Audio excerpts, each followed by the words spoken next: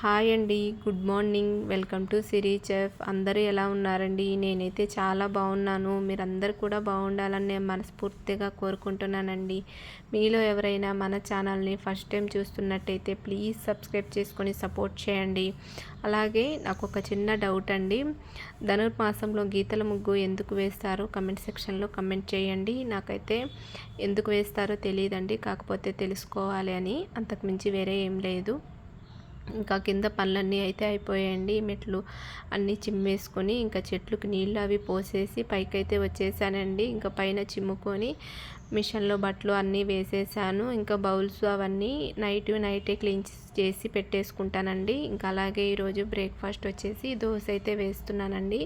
అందులోకి కాంబినేషన్గా బండి మీద చేసే పుట్నాల చట్నీని అయితే చేశానండి. పుట్నాల చట్నీని ఎలా చేసుకోవాలో కూడా నేను వీడియో చేసి పోస్ట్ చేస్తున్నానండి. లింక్ను డిస్క్రిప్షన్లో పిన్ చేస్తాను, ఒకసారి చెక్ చేయండి. టేస్ట్ అయితే సూపర్గా ఉంటుందండి. ఎప్పుడు చేసుకునేలాగా కాకుండా కొంచెం డిఫరెంట్గా టేస్టీగా ట్రై చేయండి. ఇంట్లో అందరికీ తప్పకుండా నచ్చుతుంది. అలాగే మీ ఇంట్లో సండే స్పెషల్ బ్రేక్ఫాస్ట్ ఏంటో కూడా కమెంట్ సెక్షన్లో కమెంట్ చేయండి. ఇంకా ఇక్కడ వచ్చేసి నేను ఎగ్ దోశ అలాగే ప్లెయిన్ దోశ అయితే వేస్తున్నానండి. ఇంకా పిల్లలు కారం దోశ వద్దని చెప్పారు, అందుకే ఇలా ప్లెయిన్గా అయితే ఎగ్ దోశ అయితే వేసి చేస్తున్నానండి.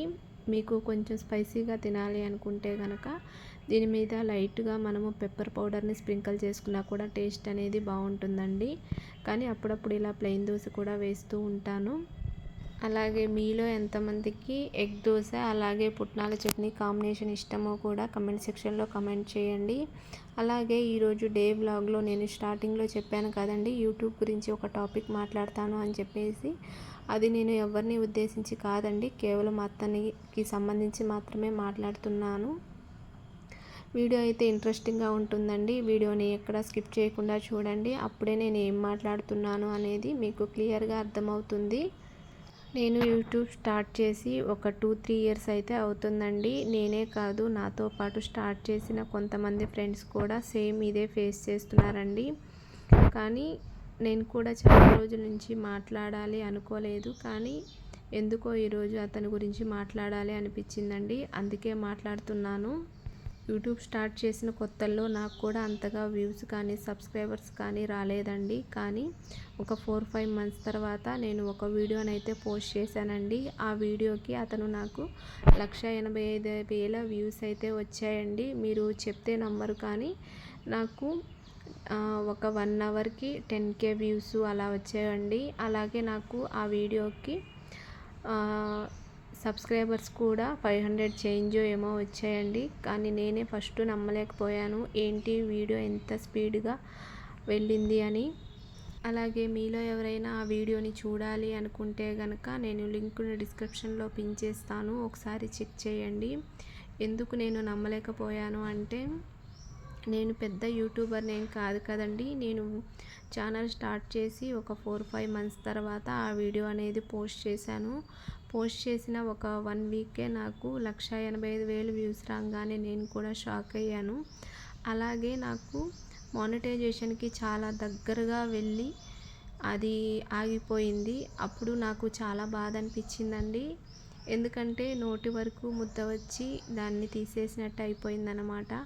అందుకే నాకు చాలా బాధ అనిపించిందండి. ఎందుకు ఇలా జరిగింది, ఎందుకు అలా అతను చేశాడు అనిపించింది నాకైతే.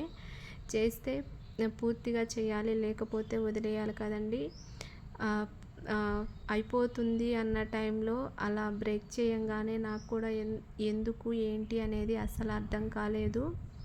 చాలామంది యూట్యూబర్స్ చేస్తూ ఉంటారండి వీడియోస్, కానీ వాళ్ళు పోస్ట్ చేస్తూ ఉంటారు, కానీ వ్యూస్ రావట్లేదని కొంతమంది డ్రాప్ అయిపోతూ ఉంటారు, కొంతమంది కంటిన్యూగా చేస్తూ ఉంటారండి. అలాగే నేను కూడా వ్యూస్తో సంబంధం లేకుండా వీడియోస్ పెట్టుకుంటూ వచ్చాను, కానీ ఆ వీడియోకి వచ్చినన్ని వ్యూస్ కానీ సబ్స్క్రైబర్స్ కానీ నాకు ఏ వీడియోకి రాలేదండి. అది లాంగ్ వీడియో అయినా షార్ట్ వీడియో అయినా.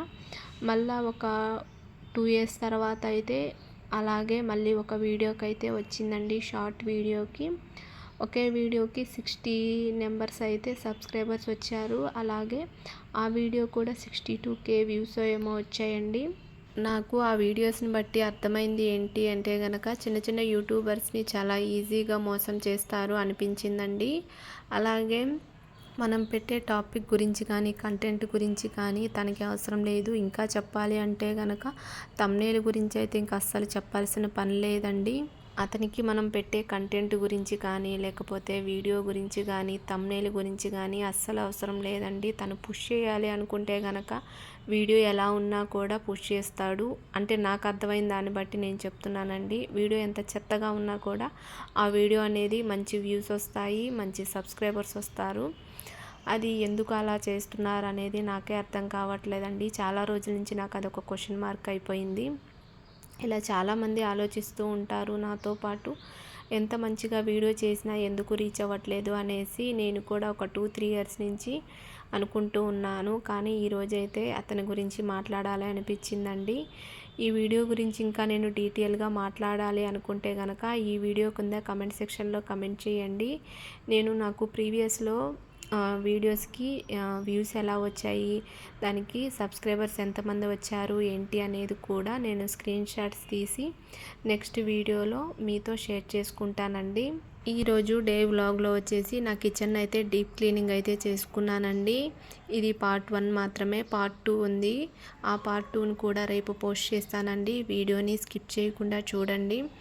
ఇంకా నేను అన్ని ఫెస్టివల్స్కి ఇలా డీప్ క్లీనింగ్ చేయనండి. మెయిన్ ఫెస్టివల్స్కి మాత్రమే చేసుకుంటాను. మిగతా ఫెస్టివల్స్కి నార్మల్గా పేపర్స్ అవి తీసేసి తుడిచి పెట్టేసుకుంటానండి. బ్లాగ్ ఎలా అనిపించిందో కమెంట్ సెక్షన్లో కమెంట్ చేయండి. బ్లాగ్ నచ్చితే కనుక లైక్ చేయండి, షేర్ చేయండి, కామెంట్ చేయండి. పక్కనే ఉన్న బెల్ని యాక్టివేట్ చేసుకోండి. మరొక కొత్త బ్లాగ్తో మీ ముందుంటాను. Bye friends.